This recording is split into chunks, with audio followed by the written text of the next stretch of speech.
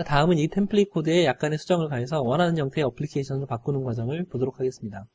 자, 먼저 바꾸고 싶은 부분은 아이콘과 스플래시 스크린을 바꾸고 싶고요. UI에 다른 컨트롤들을 더 추가하는 과정을 할 것이고, 이 컨트롤들에서 발생하는 이벤트를 처리하는 과정, 이벤트들에 따라서 UI 컨트롤들의 내용을 변경하는 과정 등을 해보겠습니다.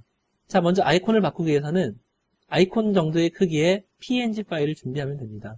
이 png 파일의 이름을 어플리케이션 이름.png로 바꾸고 프로젝트에 삽입하면 아이콘을 바꿀 수 있습니다. 이 아이콘은 어플리케이션을 실행시킨 후에 홈키를 누르면 확인할 수 있습니다. 스플래시 스크린 이미지를 바꾸는 과정도 아이콘을 바꾸는 과정과 동일합니다. 다시 한번 말씀드리지만 삼성 앱스에서 어플리케이션을 판매하기 위해서는 디폴트 아이콘과 스플래시 스크린을 사용할 수 없습니다. 자, UI를 수정하는 과정을 보도록 하겠습니다. 자, 먼저 idf testform.xml 파일을 열고 OK 버튼을 선택했습니다. 그리고 윈도우 하단에 프로퍼티 윈도우를 활성화시켰습니다. 자, 여기에서 다양한 프로퍼티를 결정할 수가 있는데요. 예를 들어서 버튼의 텍스트라든지 크기, 위치, 텍스트의 얼라이먼트 등등을 조절할 수 있습니다. 자, 여기에 새로운 컨트롤들을 추가해 보겠습니다. 윈도우 오른쪽에 보시면 팔레트라는 작은 윈도우가 있는데 이 속에 각종 컨트롤들이 열거되어 있습니다. 이 중에서 원하는 컨트롤을 화면에 드래그 앤 드롭함으로써 새로운 컨트롤들을 추가할 수 있습니다. 이렇게 새로 생성된 컨트롤들을 어플리케이션에서 사용하기 위해서는 특정한 아이디를 부여해야 됩니다. 자, 이 예제에서는 레이블 하나와 버튼 하나를 추가하도록 하겠습니다. 레이블에는 아이디를 idc 레이블 1,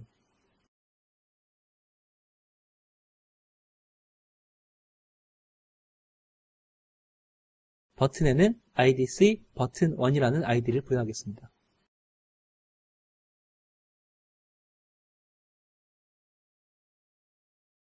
자, 이와 같은 컨트롤들을 어플리케이션에서 사용하기 위해서 소스를 수정하겠습니다. 자, 앞으로 만들 어플리케이션에서는 이 버튼을 누르면 레이블에 있는 텍스트가 바뀌는 어플리케이션입니다. 먼저 testform.h 파일입니다. testform.h 파일에서는 새로 생성된 버튼에 아이디를 부여하고 레이블에 포인터를 저장하기 위한 멤버를 선언하였습니다. 폼의 이니셜리제이션 과정에서는 기존의 OK 버튼과 마찬가지로 레이블과 버튼을 찾아냅니다. 그리고 버튼에는 액션 아이디를 지정해줍니다. 자, 여기서 주의 깊게 봐야 될 점은 레이블은 멤버 베리어블로 결정이 되어 있는 반면에 버튼은 로컬 베리어블로 선언이 되어 있다는 점입니다. 자, 이렇게 된 이유는 당연하지만 레이블은 추후에 내용을 바꿔야 되기 때문에 레이블에 포인터를 저장하고 있어야 하는 반면 버튼 같은 경우에는 액션만 받으면 되기 때문에 액션 아이디를 지정해 줌으로써 더 이상 버튼의 포인터를 유지할 필요가 없기 때문입니다. 자, 다음은 버튼이 눌렸을 때 이벤트를 핸들링하기 위한 부분을 이야기하겠습니다. 버튼에 리스너가 등록되어 있기 때문에 버튼이 눌리면 리스너의 onActionPerformed라는 함수가 불리게 됩니다. 이 onActionPerformed 함수에서는 액션의 아이디를 체크하고 그 아이디에 해당되는 작업을 수행할 것입니다. 이 예제에서는 레이블의 내용을 오예로 변경하도록 하겠습니다. 이때 레이블의 내용을 변경하기 위해서는 레이블의 setText라는 함수를 사용할 것입니다. 마지막으로 변경된 레이블의 내용을 화면에 보이기 위해서 폼의 readrow라는 함수를 호출해서 변경된 레이블을 화면에 표시할 것입니다. 자, 본격적으로 코드를 보도록 하겠습니다. 자, 버튼의 액션 이벤트 핸들러가 폼이었기 때문에 폼의 onActionPerformed라는 함수 속에 버튼에 해당되는 이벤트 핸들러를 추가합니다. 액션 아이디가 id 버튼 테스트인 경우에는 레이블의 setText 함수를 이용해서 텍스트를 오예로 변경하였습니다. 그리고 폼의 request readrow라는 함수를 호출해서 변경된 내용을 화면에 출력합니다. 이 어플리케이션을 실행하면 다음과 같은 결과를 얻을 수 있습니다. 추가된 레이블과 버튼이 화면에 나타나고요. 버튼을 누르면 레이블의 텍스트가 오예로 변경되는 것을 볼 수 있습니다. 자, 어플리케이션 외에 OSP app 네임스페이스 속에 있는 다른 클래스들에 대해서도 좀 더 알아보도록 하겠습니다. 먼저 app registry라는 클래스가 있습니다. 이 app registry 클래스는 어플리케이션에 해당되는 레지스트리를 읽어오기 위한 클래스입니다. 어플리케이션에 해당되는 레지스트리 값은 onAppInitializing과 onAppTerminating 펑션에서 파라미터로 넘어오기 때문에 쉽게 액세스하여 사용할 수가 있습니다. 이 레지스트리에서 특정한 키에 해당되는 밸류를 얻어오기 위해서는 get이라는 함수를 쓸 수 있고요. 새로운 키와 밸류를 정하기 위해서는 add라는 함수를 사용할 수 있습니다. 그리고 특정 키에 해당되는 밸류를 세팅하기 위해서 set 함수를 사용하고요. 마지막으로 변경된 레지스트리를 파일로 저장하기 위해서 save라는 함수를 사용할 수 있습니다. 자, 실제로 레지스트리를 사용하는 방법을 예제 코드를 통해서 알아보도록 하겠습니다. 먼저 레지스트리를 읽어오는 과정입니다.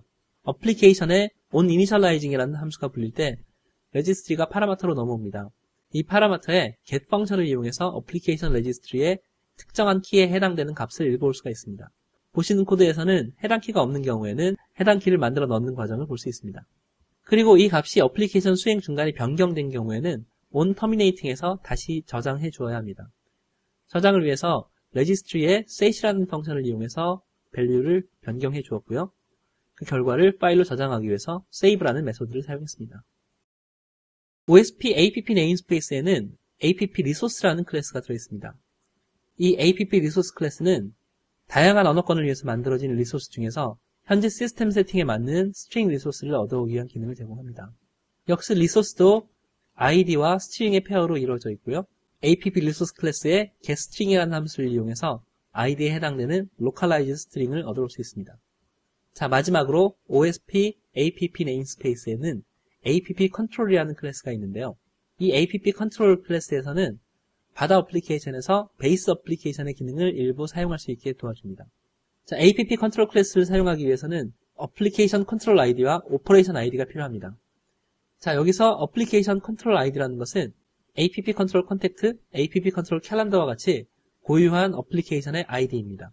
그리고 오퍼레이션 아이디는 실제로 수행하고 싶은 오퍼레이션의 아이디를 말합니다. 예를 들면 add, pick, view 같은 오퍼레이션들이 이에 해당됩니다. 자, 바다 어플리케이션에서 전화 걸기 창을 띄우기 위한 예제를 보도록 하겠습니다. 자, 맨 처음에 보시는 부분은 컨트롤에 들어갈 파라미터를 준비하는 과정인데요. 자, 여기에서는 보이스 타입으로 112번을 걸기 위한 값을 디폴트로 하는 전화 걸기 창을 띄우기 위해서 파라미터를 세팅하였습니다. 자, 그리고 app 컨트롤 다이얼에 해당되는 app 컨트롤을 얻어오기 위한 과정, 이 컨트롤을 이용해서 전화 걸기 창을 띄우는 과정을 보여주고 있습니다. 이와 같은 코드를 수행시키면 다음과 같은 결과를 얻을 수 있습니다.